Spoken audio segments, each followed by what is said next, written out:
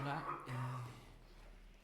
Bueno, toca el momento de hablar de la parte legal y en este sentido yo creo que es muy importante la labor de traducir de legal a humano, ¿no? Normalmente, igual que en ciberseguridad y en otras áreas, la nomenclatura y decir las cosas desde un punto de vista técnico tiene su momento y su necesidad, pero cuando nos trasladamos a potenciales clientes, empresarios, personas que necesitan conocer de lo que estamos hablando, yo creo que es importante hablar en un lenguaje común, ¿no? Por eso yo siempre abogo por traducir de legal a humano.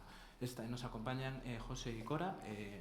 Presentaros vosotros, decir a qué os dedicáis, qué es lo que hacéis. Bueno, en Caroni mi nombre es José, soy el CEO de Caroni. Somos una empresa de desarrollo de software. Empezamos servicios de consultoría, nos dedicamos mucho al área de gobernanza de datos. Principalmente nos centramos en el sector financiero, nos atendemos bancos, fintech, empresas aseguradoras y todo lo que va allí gira alrededor del sector financiero, aunque atendemos otros nichos de empresas, pues estamos mucho allí en el área IA, gobernanza de datos, medios de pago, en todo eso. Cora. Bueno, pues yo soy Cora y soy responsable de innovación en Fujitsu, ahora FSAS Technologies. FSAS es una empresa, bueno, de matriz japonesa, multinacional, TIC de primer nivel, ¿no? Proveedor de infraestructuras de hardware, entre ellas pues tanto computación cuántica, soluciones de computación cuántica, como soluciones de IA, servidores y almacenamiento.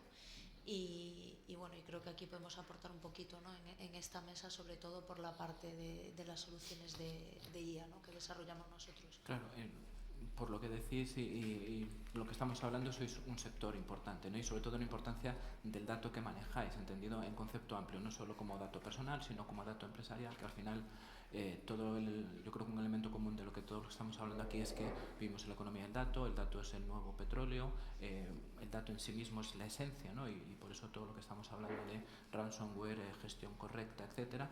Y yo creo que en la evolución en la que nos encontramos ahora, yo creo que se puede hacer un paralelismo, ¿no? De la imprenta en su momento, la digitalización de las empresas y ahora la implementación de la IA, ¿no? Es decir, si no hay IA, parece que no estás en el momento adecuado, que te vas a quedar atrás, pero al igual que hablábamos en otros aspectos, ¿no? Como ciberseguridad, yo creo que hay que plantearlo y tener un planeamiento, ¿no? Tiene que ir de arriba abajo en la empresa y, por tanto, saber lo que estamos haciendo y tener un plan de implementación, regulación, contingencia de posibles daños, etcétera. Entonces, desde vuestra experiencia, por ejemplo, tú, José, en la parte más de esos datos de banca, etcétera, ¿en dónde se ve el principal foco o elemento gris que las empresas no se dan cuenta inicialmente a la hora, por ejemplo, de implementar herramientas de IA? Sí, bueno, el principal foco, aunque parezca que proviene de la tecnología, principalmente esa área gris o esa área que las empresas no ven es cultural, ¿no? Lo que nos conseguimos es que el reto principal que afrontan las empresas es cultural, ¿no? Actualmente, como tú acabas de decir, ahora parece que el dato es muy importante. Yo creo que hace mucho tiempo que nos dimos cuenta que tener datos es muy importante. Ahora nos estamos dando cuenta que no solo vale con tener muchos datos, sino cómo los tienes, cómo los gobiernas, ¿no?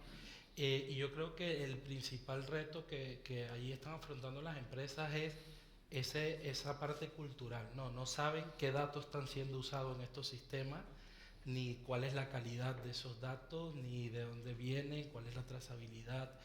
Y eso muchas veces generan problemas. Y luego cómo esos datos son usados para tomar decisiones por este tipo de sistemas y cuál es el tamaño del impacto de esas decisiones en el usuario final, ¿no? En nuestro cliente, ¿no? Entonces, esa falta de alguna manera de información o de gobierno, ¿no? Muchas veces lo que nos encontramos es que en las empresas no están afrontando un reto tecnológico de uso de inteligencia artificial, sino el principal reto que están afrontando es un reto de gobernanza, tanto de gobernanza de datos como de gobernanza del uso de la inteligencia artificial dentro de sus organizaciones. Cora, desde vuestro punto de vista y a nivel de infraestructuras, de data center y todo esto. Sí, un poquito lo mismo, ¿no? Nosotros lo que estamos viendo es que, bueno, la IA no es una herramienta tecnológica más. La gente lo está asumiendo, ¿no? Como si fuese el nuevo Excel o el nuevo PowerPoint, porque también te genera eso, pero la realidad es que va mucho más allá, ¿no? Y que no se puede emplear para cualquier cosa sin el establecimiento de un gobierno, ¿no? Y de una diligencia debida en el uso de las herramientas. Y estamos viendo, incluso nosotros, a nivel interno, ¿no? Este año, por ejemplo, pues en Fujitsu se ha hecho el despliegue global hace apenas un mes, ¿no? Del uso de la IA, en este caso de Copilot, ¿no? Como herramienta integrada dentro de Microsoft 365. Y no ha venido acompañado, pues, de un proceso formativo, ¿no? Hay gente que se está dando cuenta de que aunque le digan al Copilot, por favor vete a buscar información en el SharePoint, pero no mires en los archivos que están marcados como confidenciales, y entra igual en los archivos que están marcados como confidenciales, ¿no? Incluso en empresas tecnológicas de primer nivel se está empezando un poco como a descubrir cómo funciona, y lo que vemos es que falta ese paso de gobierno o de regulación interna, ¿no? De cuáles son los pasos, quién debería de darlos, qué tipo de información tiene que beber, ¿no? del sistema. Y eso es un poco lo que nosotros estamos viendo. Yo creo que estamos todos de acuerdo que es una cuestión de cultura empresarial, ¿no? De tomárselo en serio y de, como dice el reglamento de la IA, de alfabetizar, ¿no? A las compañías y a todas las personas que están gestionando los datos, y saber lo que se puede meter y lo que no se puede meter, y lo que se puede consultar, lo que no se puede consultar, ¿no? Y establecer, pues, los protocolos, los filtros y la gestión de permisos, ¿no? Al final, en la mesa anterior, ¿no? Hablaban de cuando se introdujo Internet, ¿no? Y los primeros años, y cuando empezó la ciberdelincuencia. Internet tampoco era una herramienta más. O sea, sí y no. Es algo que va mucho más allá, ¿no? Y que afecta a todos los procesos de negocio, afecta a los datos, y entonces, pues, como tal, se tendría que tener en cuenta y valorar todo este tema de gobierno del dato, que es un poco lo que está haciendo la ESIA, precisamente, ¿no? Yo creo que tenemos que verlo en dos planos, ¿no? Y vuelvo a traer un poco a colación la idea esta de que todos entendamos la importancia y la relevancia de la normativa, y ahí hay que verlo tanto desde la normativa interna de la propia empresa, ¿no? De cultura empresarial, como la que hace el Estado, en este caso la Unión Europea, a través del reglamento, y cómo después, pues, la Agencia Española que se creó ahora de inteligencia artificial y los demás organismos, ¿no? Entonces, desde vuestro punto de vista, y teniendo en cuenta, por ejemplo, el sector regulado, ¿no? Donde vosotros trabajáis, ¿creéis que la regulación sí que supone un freno para la innovación, o que nos garantiza que la innovación se va a hacer de una manera segura? Como quieras. Bueno, yo soy, de alguna manera, como tecnólogo, soy bastante crítico no con que se norme, sino con cómo se está normando, ¿no? O sea, lo primero, desde mi punto de vista, para normar, Europa todo el tiempo ha liderado realizar normativas. Y la razón por la que lo ha podido hacer es porque lo ha hecho en zonas donde lidera, o en situaciones donde lidera ciertas áreas. Entonces, de alguna manera, para normar hay que tener de cierta manera cierto autoritas que te permita normar, ¿no? Desde el punto de vista, mi punto de vista, se está intentando normar algo que todavía no se termina de entender. Es decir, esto es algo que está en constante evolución. Y la forma rígida en la que se está intentando normar se está intentando normar con una burocracia que lleva mucho tiempo sacar una normativa, algo que está evolucionando de forma exponencial, ¿vale? Con esto no quiero decir que aquí tengamos que tener de alguna manera la selva, ¿no? Que aquí no haya normas, pero yo creo que más que normar la tecnología, se debe normar el impacto y el uso de la tecnología en el usuario final, porque la tecnología de alguna manera va avanzando tan rápido que no hay forma de crear un marco normativo que vaya a la velocidad en la que está evolucionando. Y desde mi punto de vista, la forma en que se está haciendo frena la innovación, y frena la innovación a tal punto que va a generar fugas de talento, fugas de startup, fugas de gente que quiere innovar y quiere hacer cosas, y que no tiene de alguna manera la capacidad de tener un bufete de abogados, de 10 abogados allí estudiando la normativa y viendo si cada cosa con la que está innovar es ser disruptivo. Y al momento de ser disruptivo, si tú tienes que estar atento y pendiente de si Hay una línea pequeña en la página 257 que estás irrumpiendo, pues es difícil hacer eso. Y luego, ¿quién se está acogiendo esa normativa? Los que estamos en Europa, pero Estados Unidos y China, que son los que están punteando y que son los que están liderando esta revolución de la inteligencia artificial, no están acatando esa normativa. Entonces, a las empresas que estamos innovando dentro de Europa, evidentemente estamos en desventaja competitiva con las que están afuera. Pero luego los productos que están generando los de afuera sí van a ser usados aquí en Europa, porque de alguna manera hay muchas empresas que están desarrollando tecnologías y evolución de tecnología afuera, pero luego esas tecnologías las ponen a disposición de la de acá. Entonces yo creo que es necesario normar. Europa tiene mucha experiencia en esto, pero yo creo que hay que ser de alguna manera un poco consciente de la situación en la que estamos enfrentando y que al final no es que yo diga que estaba o que una opinión u otra diga que la normativa un poco lentetiza la innovación, sino que es una muestra. Europa no está entre las regiones que están siendo punteras en inteligencia artificial y desde mi punto de vista el tema normativo tiene mucho que ver. Y no solo la normativa que se está implantando, sino que ya corporaciones, startups y empresas desde el momento uno sabían que Europa iba a normar de forma fuerte, y entonces siempre estuvo de alguna manera resistencia de no voy a Europa porque no sé qué voy a pasar allá, voy a otra zona, y evidentemente eso penaliza desde el punto de vista tecnológico. Entonces yo creo que no es dejar de normar, pero sí, mientras se termina de entender lo que está pasando en la tecnología, se debe normar desde otro punto de vista, desde el uso que le demos a esa tecnología y no desde el punto de vista de la creación o la tecnología como tal. ¿Cora? Estoy de acuerdo con José, pero hasta cierto punto, ¿no? Porque yo pienso que la regulación lo que hace es un poco regular, no regular, o sea, valga la redundancia, pero un poco ordenar estos desarrollos y estas innovaciones, y al fin y al cabo es totalmente necesario, porque estamos viendo ya en muchos ámbitos, ¿no? Hasta dónde podría llegar o qué resultados negativos podría tener el mal uso o la mala praxis de estas tecnologías, ¿no? Porque si todos lo usásemos o lo empleásemos para lo que realmente se concibió originalmente, ¿no? O para lo que realmente se concibieron estos algoritmos originalmente, no habría ningún problema. El problema es cuando a alguien se le ocurre darle la vuelta a la tortilla y pensar que pues, un algoritmo, cambiándole un sí por un no en la respuesta que tiene que dar, puede provocar el caos total, ¿no? Hace poquito, de hecho, vi un artículo en un paper de unos investigadores, por ejemplo, por poner un ejemplo, es muy dramático, pero es que la realidad es así, ¿no?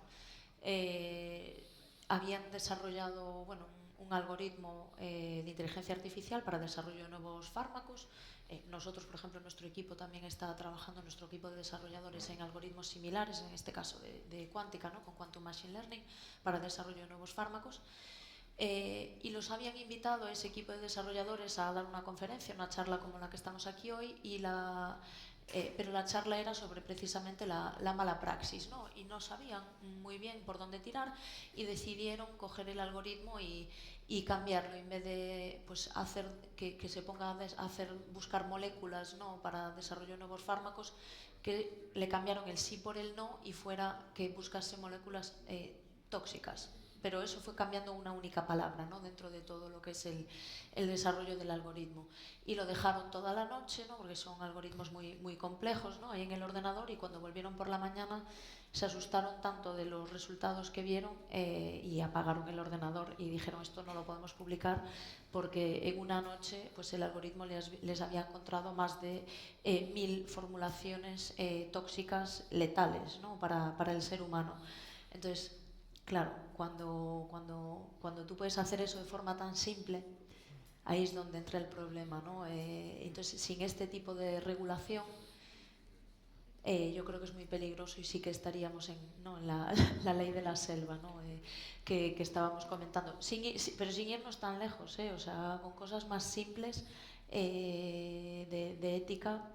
es que sin la regulación esto estaría a la orden del día, ¿no? Yo es que creo que, desde mi punto de vista, y yo creo que Europa también lo está viendo así, es que ellos, bueno, el principio básico del reglamento de la IA es la responsabilidad basada en riesgos, ¿no? Clasifican los sistemas de IA en función de la criticidad, y en función de eso pues están los que están prohibidos, como los de la manipulación subconsciente, etcétera, después los de alto riesgo, los de riesgo bajo. Y en función de eso te ponen unos perfiles y unas limitaciones y una acreditación para poder implementar y poder utilizar esos sistemas de IA. Pero yo creo que ellos, si bien en la teoría, en la regulación sí que está bien, después están viendo que la realidad práctica es muy difícil de implementar. Y de hecho, ya se está mascando un decreto ómnibus, ¿no?, de modificación del lo que propio comentaba reglamento. José también, porque todas las empresas con sede fuera de aquí están haciendo esos desarrollos, la regulación, la normativa no les aplica o les aplica de forma tangencial, porque la realidad es que una persona que vive aquí puede perfectamente utilizar DeepSeek y no hay ningún tipo de problema, ¿no? Y DeepSeek se desarrolla sin tener en cuenta esta regulación. Y después, otra cosa que comentaba José, que también estoy de acuerdo, es que en realidad nosotros estamos usando los productos que están de fuera, ¿no? Todos los grandes LLMs que estamos usando, como el famoso cloud, ¿no?, ahora últimamente, de Anthropic o ChatGPT, todos son americanos, ¿no? Sí.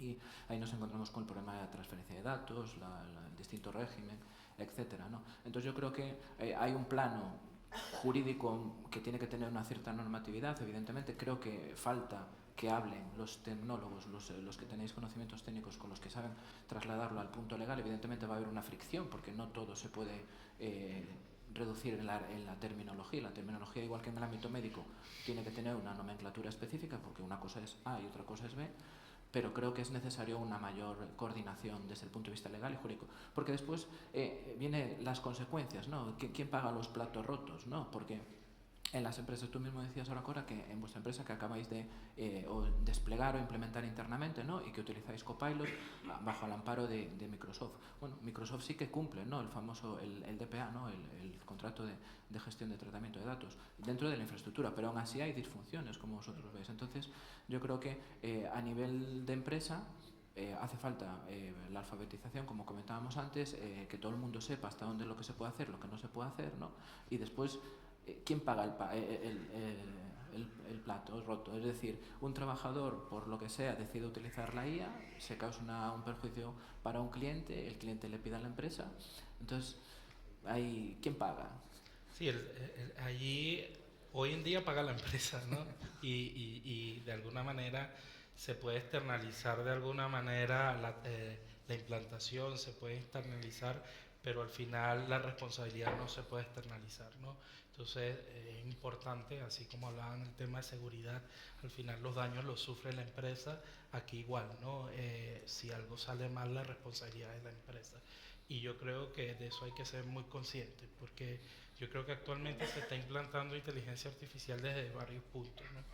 Hay un punto que siempre se ha usado en la tecnología, que yo llamo tomarse la foto, ¿no? Entonces, todo el mundo está haciendo esto, mi empresa tiene que hacer algo en IA, porque aquí tenemos que salir ahí afuera al escenario y tomarnos una foto y decir que implantamos IA, ¿no? Y eso es peligroso, ¿no? Porque al final cuando todo tiene que tener tasa de retorno a la empresa. Pero también es peligroso porque la pregunta es, ¿estás listo para implantar la inteligencia artificial? Y eso parte de que el uso de la inteligencia artificial hoy en día es necesario. O sea, la IA al final toma decisiones o aporta o se puede utilizar basada en datos, ¿no? Entonces tú al final tienes que introducir datos, estás listo para introducir los datos dentro de este tipo de herramientas. Entonces, al final la responsabilidad es de la empresa, ¿vale?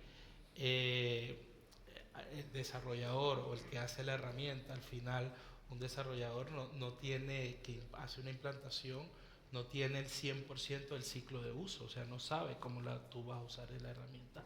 Y el que hace la herramienta tampoco sabe el destino que le vas a dar. Entonces, al final la responsabilidad hoy en día recae en la empresa.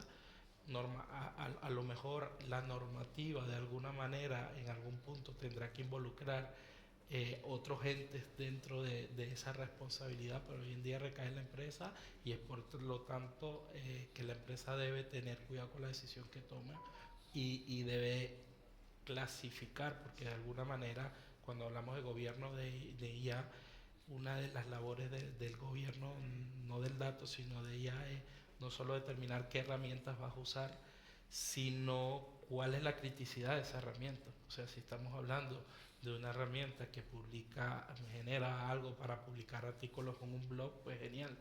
Pero si estamos hablando de una herramienta con una criticidad que valora riesgo para entregar una hipoteca, o una herramienta que genera de alguna manera, hace estudios para saber si a alguien se le puede dar un seguro de salud o no, pues allí hay alto riesgo porque hay datos críticos, hay datos de riesgo y hay datos que de alguna manera pueden ser sometidos a decir aquí se está generando algún tipo de sesgo o de discriminación a una persona puntual que generen y que terminen en una demanda por discriminación a una persona. Hay muchos casos de herramientas actualmente de recursos humanos que están siendo usadas para de alguna manera descargar y muy publicitadas y salen por todos lados que dice, bueno, estás reclutando, estás contratando, revisando perfiles de forma manual, tienes una IA que te clasifica o te filtra ciertos perfiles. Bueno, ¿cómo sabes tú que esa inteligencia artificial no tiene un sesgo de racismo, que no tiene un sesgo? Entonces, bueno, dice, bueno, lo garantizo porque le digo, la configuro que no tiene sesgo, pero luego está el sesgo oculto, ¿no?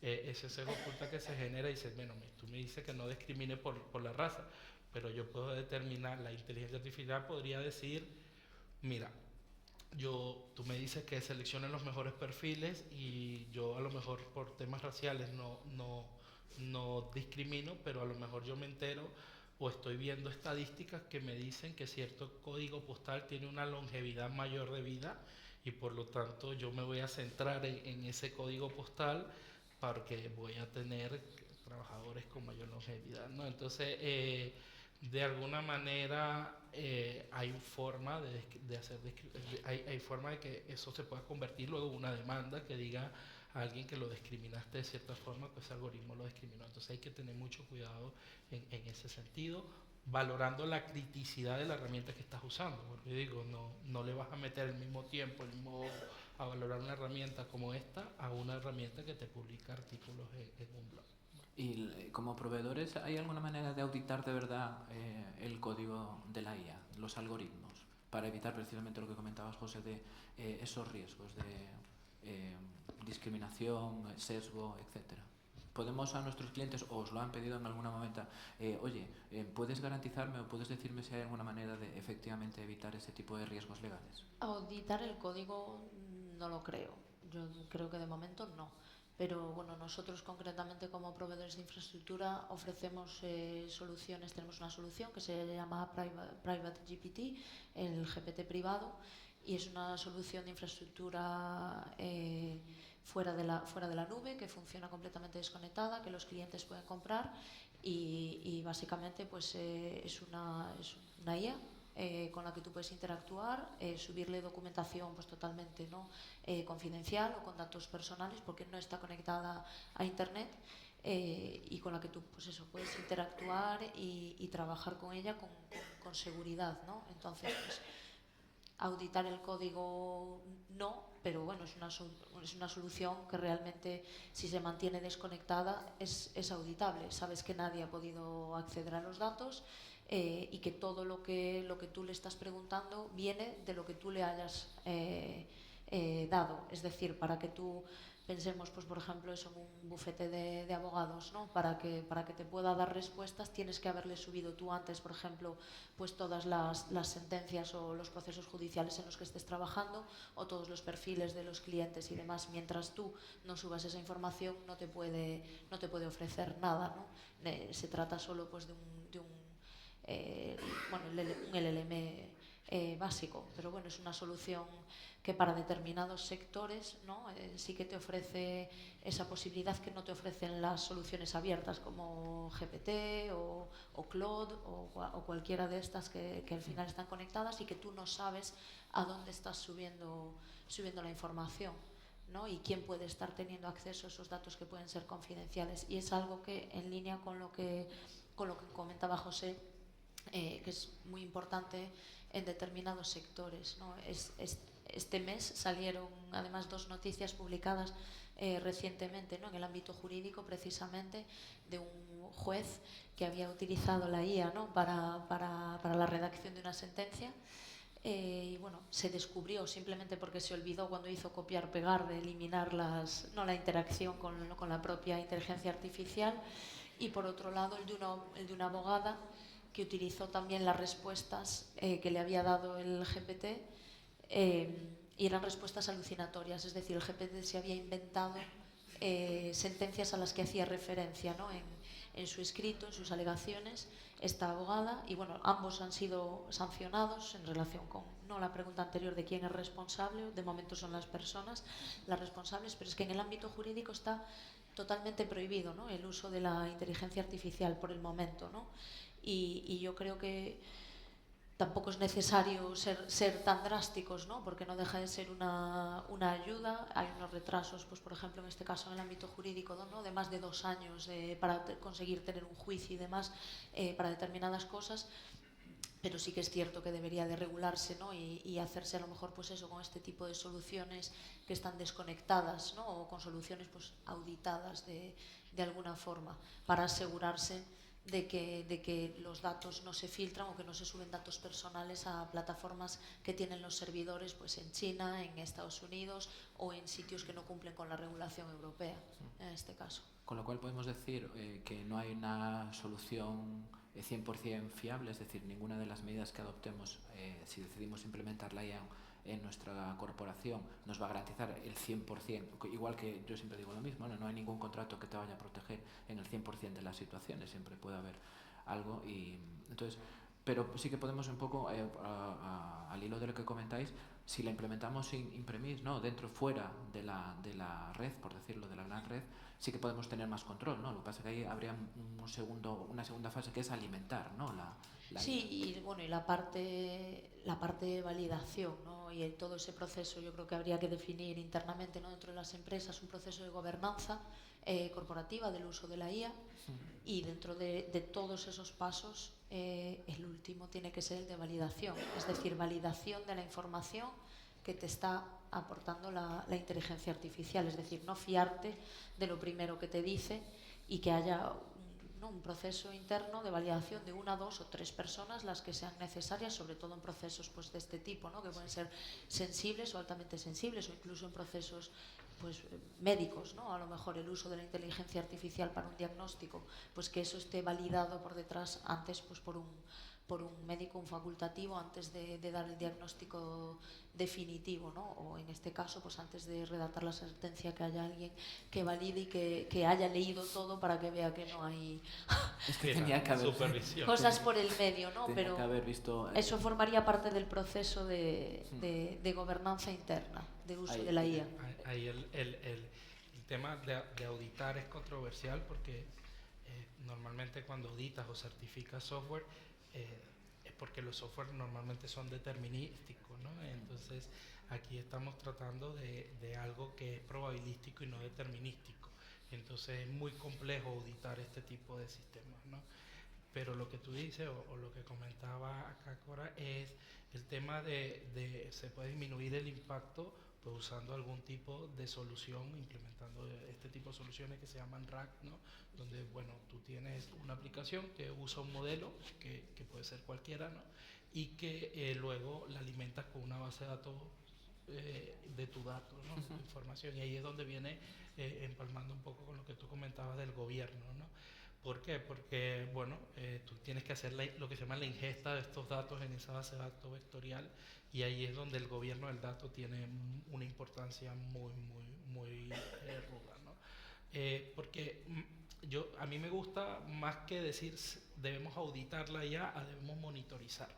Porque lo que decía, auditar el código no es viable, auditar de alguna manera la estructura de respuesta tampoco, porque estamos hablando de algo probabilístico y no determinístico, pero sí debemos monitorizar las salidas y supervisarlas continuamente y tratar de detectar sesgos o algún tipo de comportamiento inusual. Para eso también hay que involucrar el feedback y la retroalimentación. Auditar el uso, o auditar los procesos usuario, internos de gobernanza. Exactamente. Sí. Y luego la gobernanza es fundamental, ¿vale?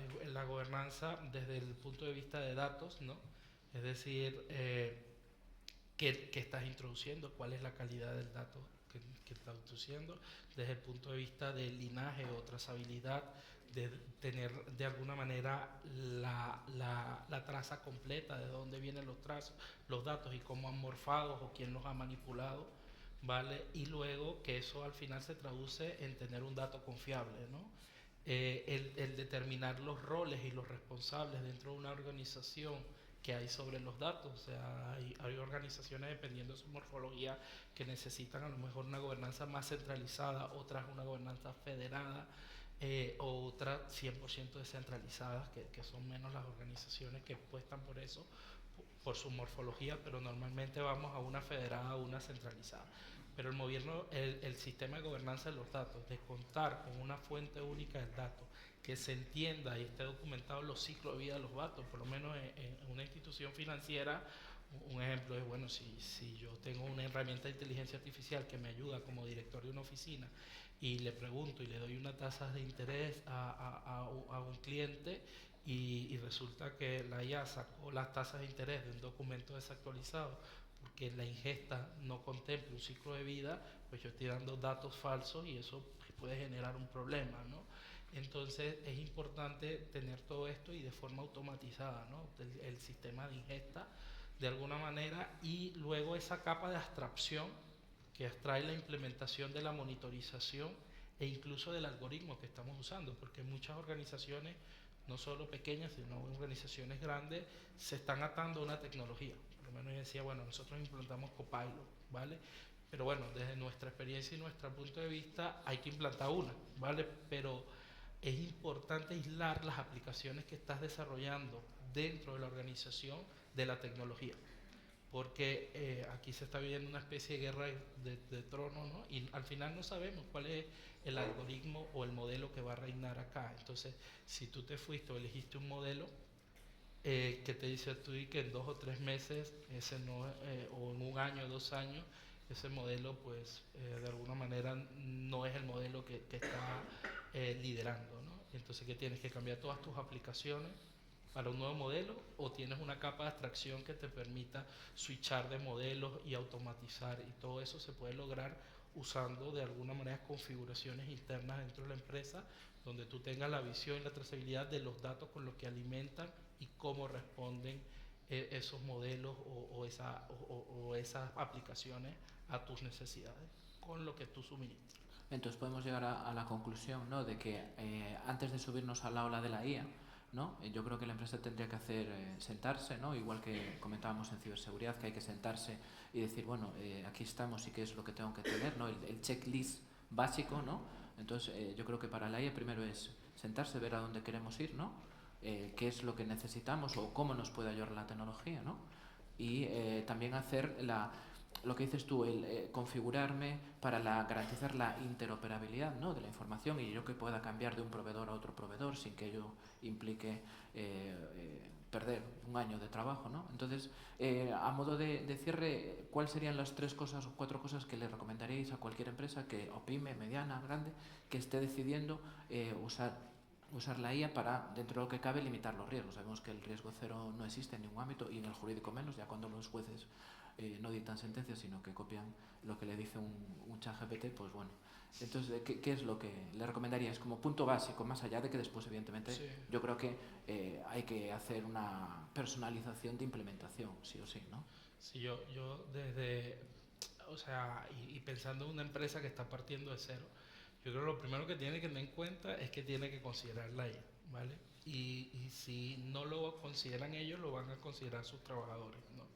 Porque si tú tienes personas que trabajan en el área que sea y de alguna manera saben que hay una herramienta que la puede apalancar, hacer su trabajo más rápido, verificarlo, hacerlo, van a buscar usarla, ¿no? Entonces, ¿qué pasa? Si tú te niegas a formalizar el uso de la inteligencia artificial dentro de tu organización, se va a utilizar sin tu consentimiento, pero sin tú, de alguna manera, sin tener en cuenta cosas que te podrían ahorrar un problema, ¿no? Como fugas de información, uso de herramientas públicas o incluso las personas piensan que porque usan la versión paga de alguna de estas herramientas, las políticas de datos están, no, bueno, hay ciertas licencias de uso que te garantizan la política de privacidad de los datos, pero luego hay licencias de uso pagas que no te garantizan la política de privacidad de los datos. Entonces tú corres el riesgo de que tus trabajadores estén usando herramientas que no son permitidas simplemente por negarte a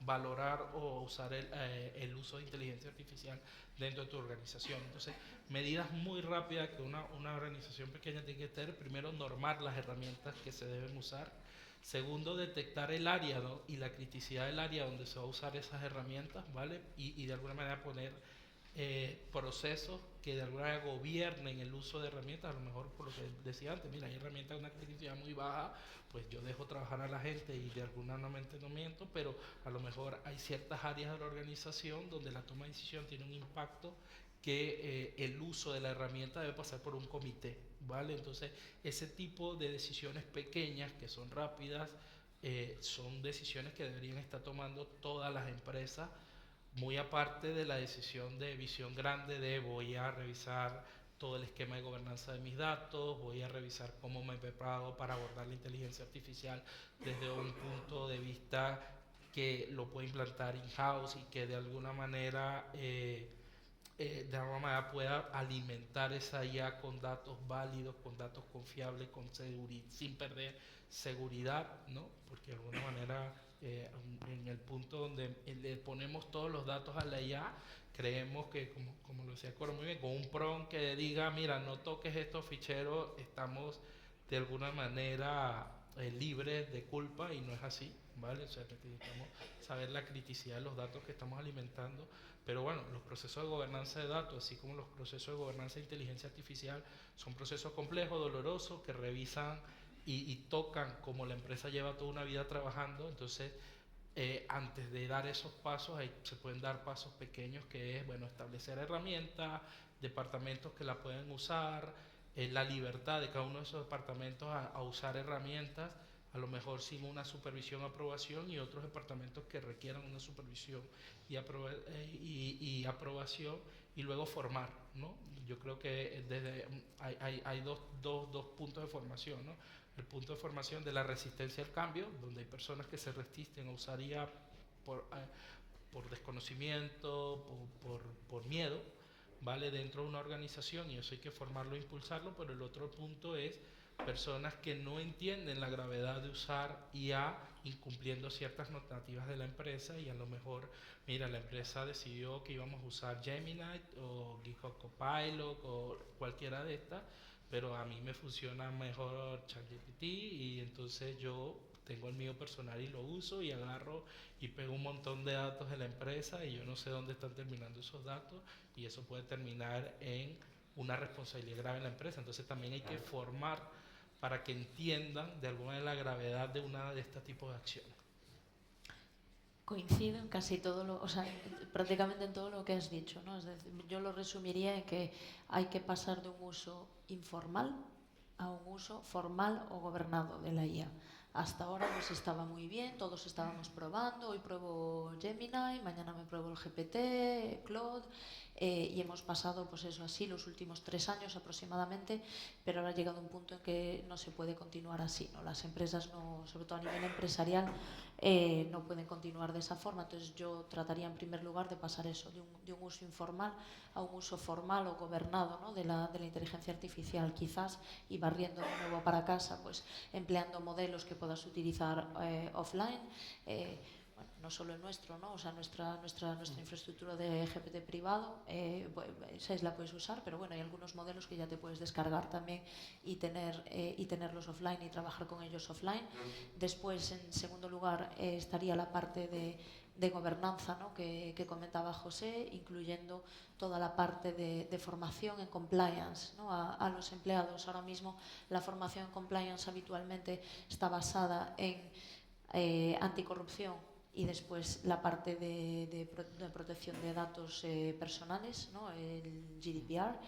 y habría que añadir esta tercera pata, ¿no? de uso y responsabilidades del uso derivadas del uso de la IA, que ahora mismo es un agujero negro para la mayoría de la gente, de los empleados, incluso de los empleadores, ¿no? de las propias empresas, para que todo el mundo sepa y esté formado en cuáles pueden ser las consecuencias, ¿no? del uso de determinada información cuando se mete o se sube a los modelos de IA. Y yo creo que lo resumiría en eso, ¿no? Establecer una gobernanza clara dentro de la propia empresa, uso de modelos en los casos en los que sean empresas, ¿no? que empleen datos, y casi todas emplean datos de carácter personal, ¿no? Antes los compañeros de la mesa anterior eran concesionarios. Los concesionarios, cuando hacen una oferta a un cliente, también tienen datos personales, entonces aunque no lo parezca, están en todas partes. Entonces empresas que usen o que empleen datos personales de carácter sensible, que usen o que empleen modelos, ¿no? Offline o on-prem. Y por último, la formación a empleados, como comentaba José. Yo creo que la palabra gallega que lo más define es sentidiño, ¿no? Usar sentidiño común, sí.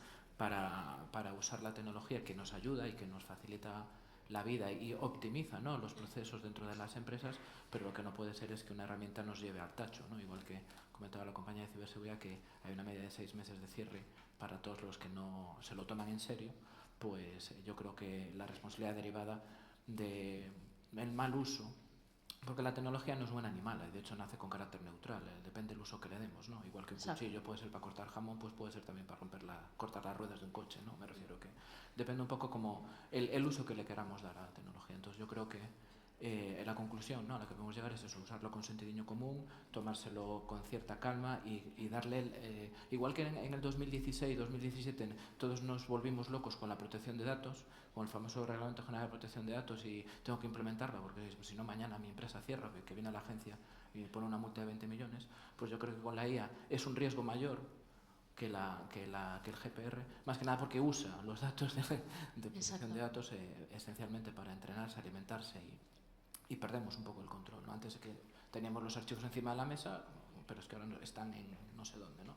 Y yo cuando estaba acabando la carrera me decían mis amigos de Teleco, ten mucho cuidado con lo que subes a internet, porque una vez que se sube algo a internet se pierde el control. Y yo creo que eso es algo que es de actualidad, y esto de la IA lo demuestra más que nunca. Sin más, gracias a los dos y... Gracias.